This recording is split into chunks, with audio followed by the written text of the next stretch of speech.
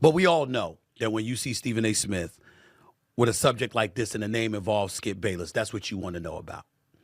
And here's what I would tell you. I don't know what happened. But just like I said, I've known Jay-Z for 25 years. I can't imagine that. I've known Skip for just as long. I can't imagine it. So we've been covering what's been going on with this lawsuit against Fox Sports, FS1, FS1-2, FS1, or Fox Sports LLC, and most notably Skip Bayless, Joy Taylor. Just a little bit of a refresher. Basically, the person who is filing this claim and this lawsuit against everyone I just mentioned was a hairdresser at Fox Sports. Okay, she worked for Joy Taylor. She became friends with Joy Taylor, and then she saw some of the things that Joy Taylor was doing to move her way up the ladder. I'm not going to go into detail, but I'm sure y'all could use your imagination. Also mentioned in that were some issues that she had with Skip Bayless. Now, Faraji claims that Skip Bayless was basically in love with her. She had a relationship and started to build a relationship with him because she was doing his hair. Skip never really let anyone do his hair, as mentioned in the lawsuit, as claimed in the lawsuit, and they became really close. Skip started to be inappropriate with her. He got frustrated with her because he thought she was sleeping with Shannon Sharpe. He found out later she wasn't sleeping with Shannon Sharpe, and he apologized. He told her that he loved her, wanted to stay in her life, and allegedly wanted to pay her $1.5 million to have relations with her. All right. So that's what's alleged in this lawsuit that specifically Skip Bayless did.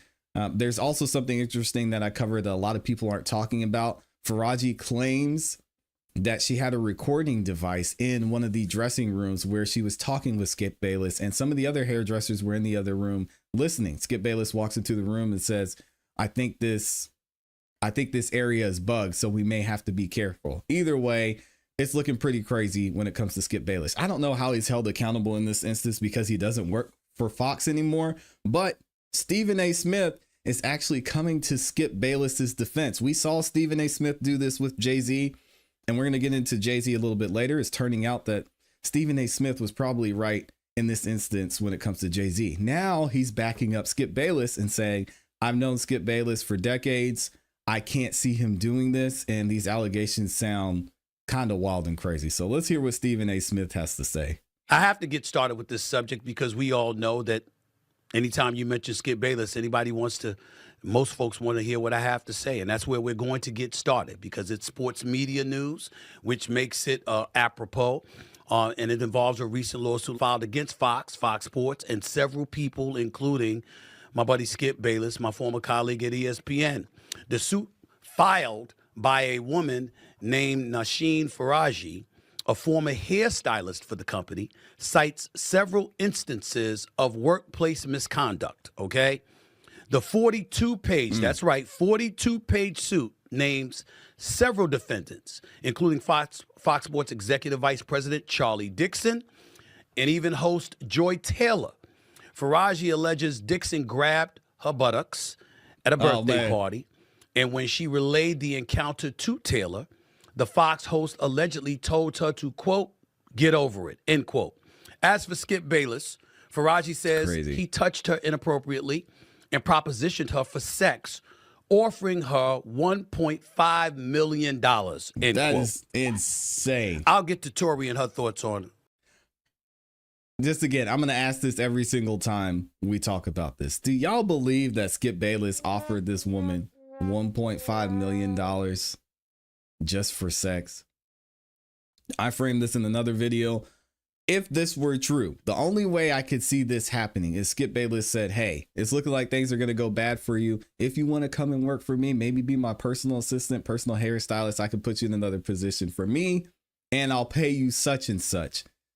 So I think there's some pieces missing to the story. Maybe we'll hear from Skip at some point, maybe not, but just straight up saying, hey, I'll give you $1.5 million.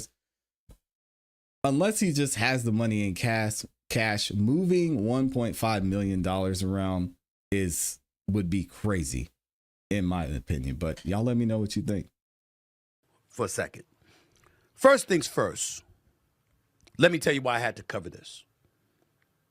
Number one, it's news. Number two, I was just on the air a few weeks ago and took some heat for the fact that I pointed out that I've been friends with Jay-Z for 25 years. And I know nothing about what happened. Respect. No intimate details. Certainly can't be irresponsible and not try to interfere with a legal matter, a lawsuit. But in the same breath, I didn't think it was a crime to point out that the person that I've known for 25 years, I've never seen somebody that would be capable of that, with that meaning that person that I was around for 25 years. The same applies to Skip Bayless. Now, I don't know what happened. I don't work at Fox. I worked at Fox from 2001 to 2003. I haven't been there. I haven't been in that building in over 20 years. I don't know any details or anything like that. And I'm not here to castigate Ms. Faraji or anybody else. I don't know Charlie Dixon that well, even though he used to work, at ESPN. I don't know Joy Taylor that well, even though she and I have interacted with one another on several occasions throughout her career, and I find her to be a consummate professional, very good at what she does, very capable, very knowledgeable about the world. Yeah, from what that lawsuit says, she's really good at what she does. Anyway, we'll leave that alone. World of sports and what have you. I also know that she's big on women empowerment, so it's hard to imagine her saying get over it. But again, I don't know. But we all know that when you see Stephen A. Smith with a subject like this and the name involves Skip Bayless, that's what you want to know about. And here's what I would tell you. I don't know what happened. But just like I said, I've known Jay-Z for 25 years. I can't imagine that. I've known Skip for just as long. I can't imagine it. In 2025, I keep saying 2024. In 2025, can we give, and let me not pause him like that, can we give Stephen A. Smith a round of applause? Don't we all wish we had a friend like this? Don't we all wish we had a friend who would speak on our behalf? I know for a fact that if something were to come out today saying that I took my car and I ran over puppies in the driveway, there would be a large majority of people that would be like, aha, I knew it. I knew it about that ClassE Beats guy. I can't believe this. Some other people would be silent, not say anything. But to have someone who's got your back like this, I mean, is amazing. And Stephen A. Smith has not only done this once for Jay-Z, he's doing it again for Skip Bayless. And I think it's great to see somebody saying, I've known this person for a long amount of time. From what I'm hearing in the story, I can't believe it's true. I would hope that I would have somebody who would have my back like Stephen A. Smith has had his guys back. And in the Jay-Z instance, it's looking like he's right so far. I would tell you, I don't know what happened. But just like I said, I've known Jay-Z for 25 years. I can't imagine that. I've known Skip for just as long. I can't imagine it. I can't imagine it. Especially when they brought up the $1.5 million. The Skip Bayless I know has a hard time giving away $15. He's one of the cheapest people I know. That's just me.